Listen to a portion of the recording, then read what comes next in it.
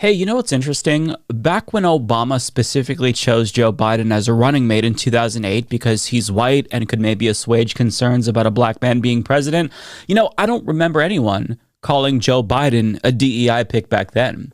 Also, the top contenders to be Kamala's VP pick are all white guys, specifically because we all know Democrats would be too worried to run two people of color on the same ticket. But I don't think I've heard a single person call her eventual running mate a DEI hire.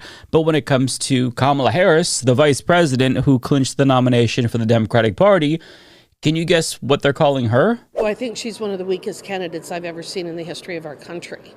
I mean, intellectually, just really kind of the bottom of the barrel. I think she was a DEI hire, and I think that that's what we're seeing. And I just don't think that they have anybody else. I just think that they're in real disarray. Biden said, first off, he said he's going to hire a black female for vice president, and that he just skipped over. What about white females? What about any other group?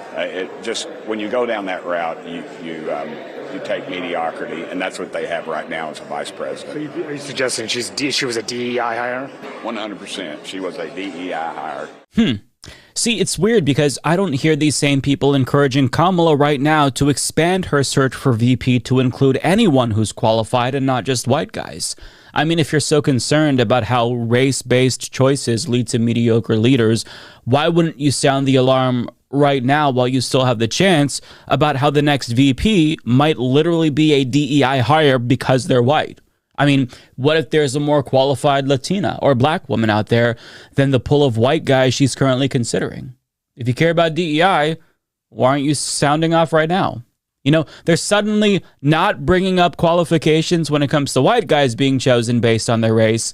But when it comes to Kamala, well, Republican Representative Glenn Grothman thinks that she's being chosen by Democrats specifically because of her race. Or a lot of Democrats feel they have to stick with her because of her ethnic background. And so I'm sure there's some division there on that issue.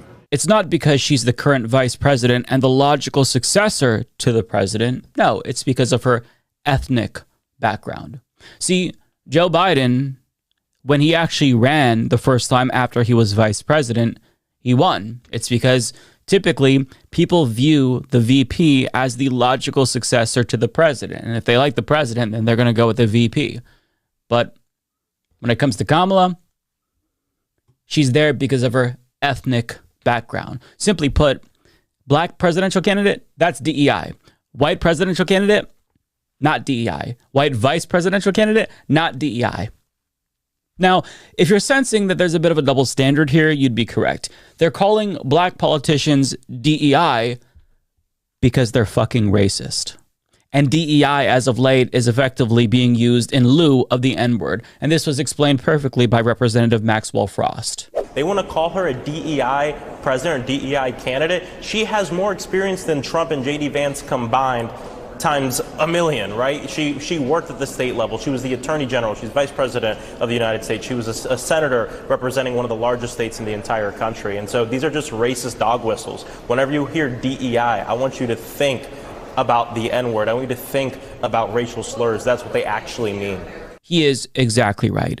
A non-white person can never be qualified enough for them. Even Justice Ketanji Brown Jackson, who's the most qualified Supreme Court justice to ever be confirmed, she was still being accused of being an affirmative action hire. That was, of course, before they started doing the whole DEI bullshit. But I mean, they trotted out the same tropes and dog whistles against her, and they do this every single time. It doesn't matter how qualified you are.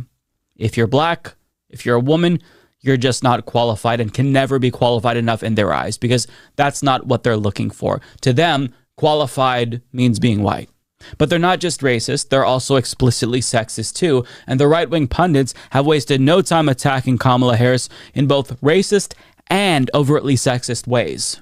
She's a DEI hire, right? She's a woman. She's colored, therefore she's got to be good. Yeah, and then there's the DEI press secretary telling you that the DEI vice president is the future of the party here. And so the future looks kind of dim for the Democrats here, but this is no shocker either. Kamala Harris, she's the original Haktua girl. That's the way she got where she is. And the party's going downhill if it's in her hands. That was tough. That was harsh. Republican women this is what they think of you. If you are voting for this party, I mean, this is how they view you. If you're a successful woman, it must be because you slept your way to the top. If you're a successful BIPOC person, well, it's only because of DEI.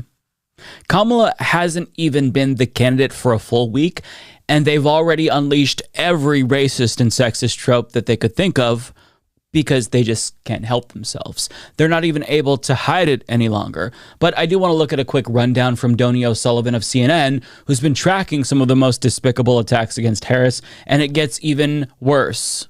Just to give you a sense of the range of what is being said, there is even a birther conspiracy theory throwback to Trump and Obama. Of course, there's no basis at all whatsoever for that. The current vice president is eligible to be president. Also, we're seeing a lot of altered videos and images. Some of them are quite crude. I want to just give you an example of one, which I think we can show a side by side here. There is an image of the vice president there with, as you can see on the right hand side, her husband, the second gentleman, and obviously been manipulated there on the left to put in a photo of Jeffrey Epstein. So look, stuff like that. So birtherism is back, baby. I mean, these people, they're not just crude and racist, they're also extremely fucking stupid, because I don't think you want to bring up Epstein associations as a gotcha against Kamala Harris if you support Donald Trump.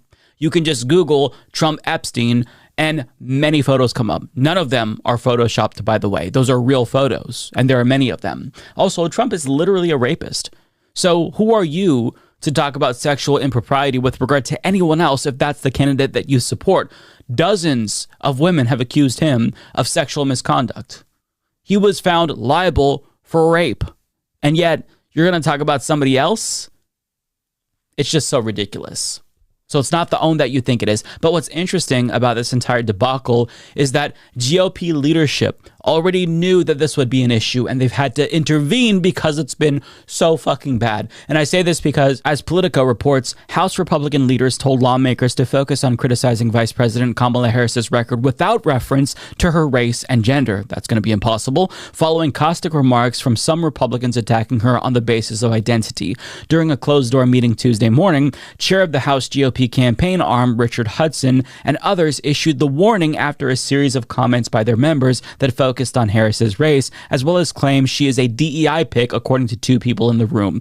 Quote, "This should not be about personalities, it should be about policy, and we have a record to compare," Speaker Mike Johnson told Politico as he left the Tuesday meeting, saying Harris would have to answer for Biden's record. "This has nothing to do with race. It has to do with the competence of the person running for president, the relative strength of the two candidates, and what ideas they have on how to solve America's problems. And I think in that comparison, we'll win in a landslide." The remarks about Harris's race have privately infuriated some Republicans who feel it shifts the spotlight back on the GOP instead of Democrats' missteps. Now, to be clear, they're not mad that Republicans are being racist because they think that racism and sexism is bad. They're mad because it's making them look bad. They couldn't care less in actuality. But I mean, this is humiliating. This is so embarrassing. If this were my party, I would be mortified. The fact that they have to scold grown adults and tell them to stop being so overtly fucking racist and sexist. I mean, that kind of tells you everything you need to know about this unserious party, does it not?